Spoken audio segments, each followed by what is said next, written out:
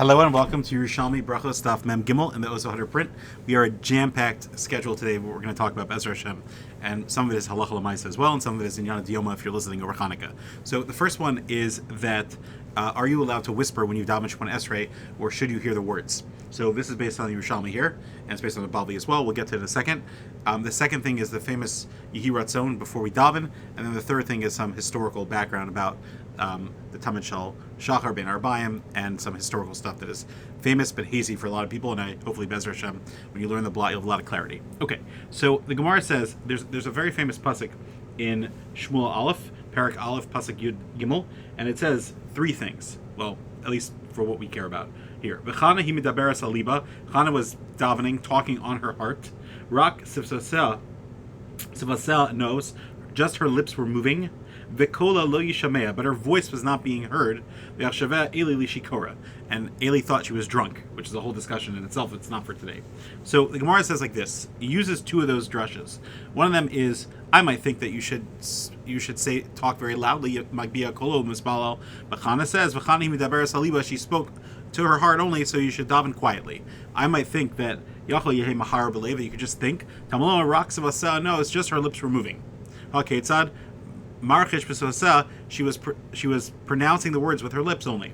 So Agav, the Bavli brings down that from the kola lo yishameh, that's how we learn that a person should not be heard. But anyway, there's a lot of confusion about exactly what the drush is. I'll let you figure that out because there's a lot to say. Let's just talk about how to daven. So in Shulchan Aruch Chaim Kuf Aleph, it says lo yispal b'libo. You're not allowed to daven in your heart, levad, just in your heart. El mechatech hadvar misvasav. You have to express it. Umashmiya la'azna b'lachash, and your ears should hear it whispering. V'liyashmiya kolo, but your voice shouldn't be heard. V'im eno yochel lechavim b'lachash, but if you can't concentrate, mutar lagbiya kolo, you can lift your voice a little bit, which we know the famous psak for Rosh Hashanah Yom Kippur as well. Although the Mishabura says it's preferable to still do it quietly. V'hani mili beno lebein atzmo, al b'tzibor aser, and tzibor you have to be very careful. Dasi lemitra tzibor, you can't interrupt other people. And then this Haggah is the Torah. The Ramah is quoting the Torah, which is quoting our Yerushalmi today. V'im mashmiya kolo.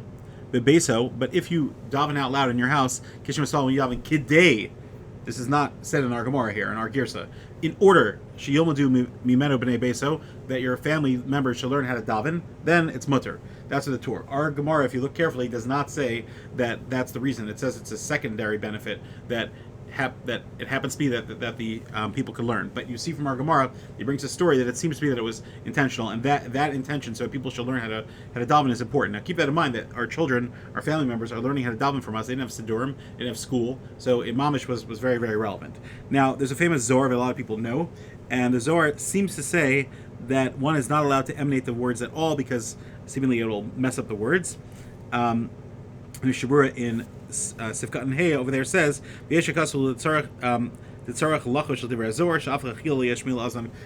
the Magen Avraham argues, and he says that it's wrong. That's not the right interpretation of the Zohar. The Zohar doesn't mean that, and you're actually allowed to say the words. You should say the words and make sure that they're slightly heard as well. And the Bir HaGra says the same thing, that it's the same exact thing as a Shulchan Aruch. Ayin Sham. Okay. Now Agav. What about b'diavad, if you daven in your heart and you literally didn't even say the words at all? The Magen Avraham says you're not yotze, and I don't know, this might be the only time. The Chen Kaseh b'Sefer Nefesh HaChaim Parakeh. I assume that's Nefesh HaChaim from Rav Chaim Volozhin. I looked, and it's divided into 4 sha'arim kiyadua. I couldn't find it in any Parakeh or any of the parakim in between that Rav Itzel and Volozhin wrote. So if anybody has any ha'ara on that, but I don't think there's any other Mishabur that I'm aware of that quotes from a Sefer Nefesh HaChaim, which is a very interesting Sefer, but it's certainly not a halachic Sefer. It's a Shkafik Sefer on Torah and Tefillah, etc. from Rav Chaim Volozhin. So I might be mistaken. It might be a different Sefer, but I would love to hear from you. So that's what the Shulchan Aruch says, and that's the bottom line halacha, that a person should whisper, but it should be enough that he could hear it a little bit. And again, Chazal tell us that it's somebody who's mashmiya kolo in davening. He is from Gasi Ruach, and he's from Enam Amidim, because Hashem could hear everything that we're saying and thinking. And I think that's a main point of davening, that we're supposed to think and recognize that Hashem is hearing everything we're saying. Okay, let's move on to the next thing, which is a very famous thing. So I'm actually going to kind of work my way backwards here. The first Ber Halacha in all of Aruch Chaim, literally the first one that the Chavetz Chaim wrote, is a Chiddush Atzum that no one else quotes at all. So on the literally the first one, Shehehu Ma'ora Shachar, which is on the first words in the Shulchan Aruch. So Nachon Ma'od Lizar Lomar Kodem Kol Gimel Tfilos. You should say this prayer before you daven all three tefillos of a day. Yehi Ratzon Amuva Yerushalmi Perak Tfilos HaShachar. It's our blot. Dahidu B'Shachars. Modan Lefanecha Hashem L'Kav V'Kavasai. Shetzedem Afel Leora. And for Mincha Modan Li Shekashem Shezachisi Leros Kishacham of Mizrach. Kach Zachisi Leros B'Marav. And Ba'arbes Yehi Ratzon Kishem Shayisi Ba'Afel V'Tzina Leora. Kento Tzina Afel Leora. Okay. So, as has been pointed out, what is the Makar for the Chafetz Chaim? The Makar is the Yerushalmi, meaning no other Pirish on Shulchan Aruch brings us down. We'll get to the Aruch HaShulchan. I know you're thinking. We'll get to the Aruch HaShulchan in a moment. So, I just want to point out that the Chafetz Chaim was born in 1838 approximately, and he died in 1933 approximately. And he wrote the Mishnah Berurah from the years 1884 to 1907. That's most of it. Now, you could argue with me that maybe he wrote Hilchos Shabbos first. Whatever it is, he was around 46 years old when he started writing the Mishnah Berurah. And the fact that he was a Bucky in all of Yerushalmi and Bavli and everything else is very clear for anyone that studies it. But I just want to point that out, that like Mamish, there's no one else that brings us down in the poskim. Okay? And the question is, why not? So I just want to say that Kedai hu Mishnah Berurah, if the Chafetz Chaim says that that's how he reads the Gemara, it's Kedai to think about before we daven that maybe we should be more familiar with these prayers. And I saw that in some Siddurim, they actually do bring it down. But the question is, why do most people not bring it down? Why do most people not? So I discussed this with my Rebbe, Ephraim Greenblatt, that's all, when I was learning this Yerushalmi many years ago in 2005. And I told him that perhaps if you read the Gemara, the answer is right there. And it says like this, Milsa the... there it is. So in the Lashon Yerushalmi itself, it says, Shmuel bar Nachmani Amar. Okay, Me'echan lamdu shalosh tefillos. How do you learn to say three tefillos a day? Shmuel bar Nachmani says, Keneged shlosh pam shayom mishtana al brios. It's because of the three changes that the times that the day changes. V'shachar tzarech ad lomar. In the morning you should say Modan lifanecha Hashem Elokav v'kavasai shetzedem afel liora. That's what you should say. Now, and the second time that it changes is mincha tzarech ad lomar. You should say Modan lifanecha, etc. And then the Arvis is Erev Tzarech Lomar. So 1 second. So is the Yerushalmi, is the Shitas from Shmuel bar Nachmani actually saying that you're supposed to say these tefillos? No. It's very clear. He's saying that why do you daven 3 times a day? He's saying the davening itself is recognizing the 3 times that the day changes, and the davening itself represents this prayer. It's not that you're supposed to say these words. And I asked Ephraim Greenblatt, he told me he wrote about it, and yes, he agrees that that's the pshat, and that's why everybody argues with the Mishnah Berurah and doesn't bring it down, because that's just saying that that's what tefillah is. And Baruch Shekivanti, that Ephraim Zatzal's very close childhood friend, Rechaim Kanievsky Zatzal, he says that exact thing, Mefurish. He says explicitly that that's what the Yerushalmi is saying, that the tefillah itself is, those 3 times a day that we daven are these 3 things. Now, the Aruch HaShulchan brings down, in Siman Aleph, obviously, the last siman in Aleph Chavtes. So he writes, "V'shum echad be'aposkim lo haviu," and no one brought this down. And he says maybe the pshat is like this. The Gemara brings down 3 reasons why we daven 3 times a day. One of them is Kiyadu, a very famous Keneged Avos. The other one is Keneged Tamidim, which the Gemara here does, and the Bavli also does. And this is a third shita that it's Keneged the 3 times a day changes. So he says the Bavli never quotes this. Shasti Lan, the Bavli and Chavavim and Beis and Berachos, it never brings this Rabbi Yeshua ben Levi's pshat that it's the 3 times a day changes.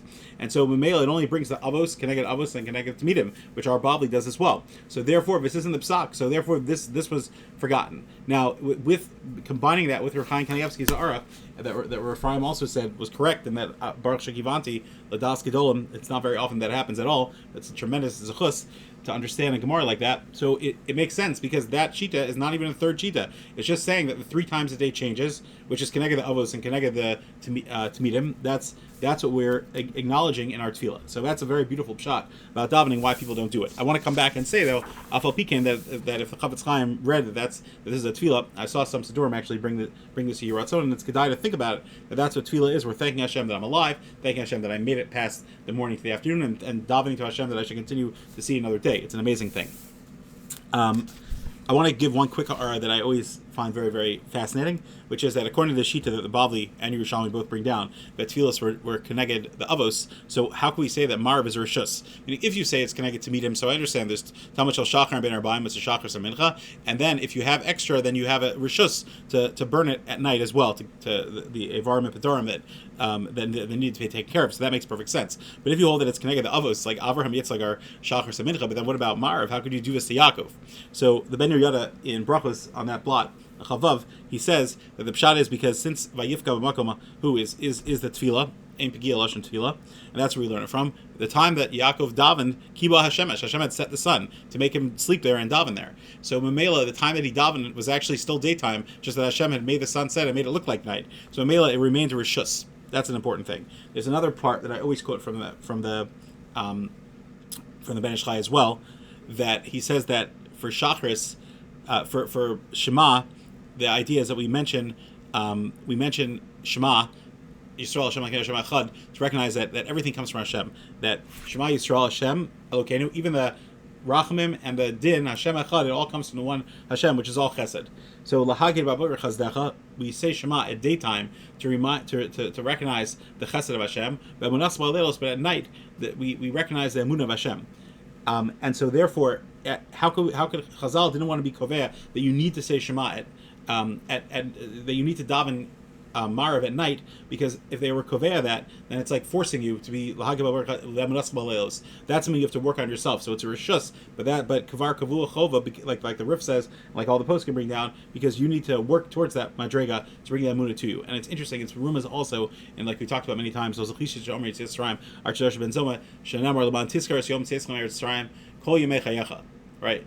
Yemei Chayecha Yabim, Kol Yemei Chayecha Lahavi the Most of Mashiach, or it includes the nights. What's Kol Yemei Chayecha? That even on the hard days, even on the bad days where it's so dark, you still have to remember that. And the Chazal's drasha that it's even Yemos of Mashiach, even in the hardest of all times, we have to stay strong to Hashem with Emunah B'Tachon. The last thing is a very interesting medrash that you're very familiar with, and it's quoted and misquoted in Midrashim, and there's a lot of Girsa problems, and we'll touch on it very, very briefly. So the Gemara is talking about that in Arba shows. One time the Talmud was brought then, which is extremely late. When did it happen? Once, seemingly in the time of the Bayis Rishon, during the story of Hanukkah. In the Bayis Sheni.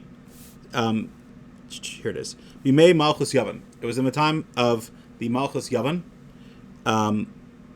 which is the third Gullus before Romi, which is the Megallus that we're in. The Jews inside the city would give the Greeks 2 boxes of gold coins, and they would send up 2 lambs which they would bring, because the Talmud was something that kept the world going. The world stood on karbanos. They gave them that, and they sent 2 goats, which cannot be used. Now, remember, this happened during the Hanukkah period of Bayis Sheni, the last miracle before the Galus of Romi. But also Shah Heyer HaKadosh Baruch Hu Eneim. I think there's a play on words here for Hashem enlighten them, which is the Hanukkah miracle. And Umatzah Shtei Talam Vukarim Lishkas Talam.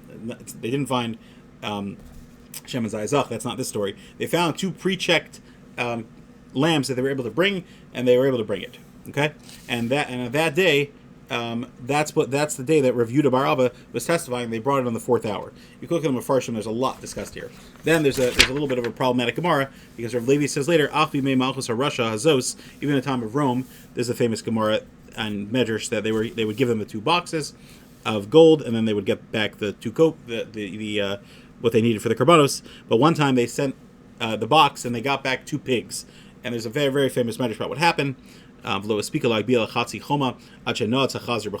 pig stuck its heel into the wall, and then as Zayah Choma, and it shook the Kafatz Arba Parsa Meretz Israel, and there's a whole machlokes what that means, but there was some type of 40 parsa jump that happened. Garmu Havonos Batal Talmud V'charav Habayis, which is hard to understand. Is this Bayis Rishon or Bayis Sheni? Ayin Sham. There's a tremendous amount of Hagos here, but the Gra says that this actually happened during the Chashmonaim period. The problem becomes that the Beis Hamikdash wasn't destroyed. It was in the 213th year of Bayis Sheni when Chashmonaim took place. But anyway, suffice it to say, the Gra would probably say that it means that eventually it led to the destruction of the Beis Hamikdash. But anyway, the point is that this is a very famous story that a lot of people talk about, and this is exactly where it's found. Ayin Sham. If you take a look at an art school, they have a lot of different historical background as well, based on many, many interesting places, but I just wanted to cover that part of Hanukkah because it's a famous story, and this is one of the places that it's famous for. It's found in other Midrashim as well, but this is where it is. I hope that illuminated your plot, and I thank you so much for joining.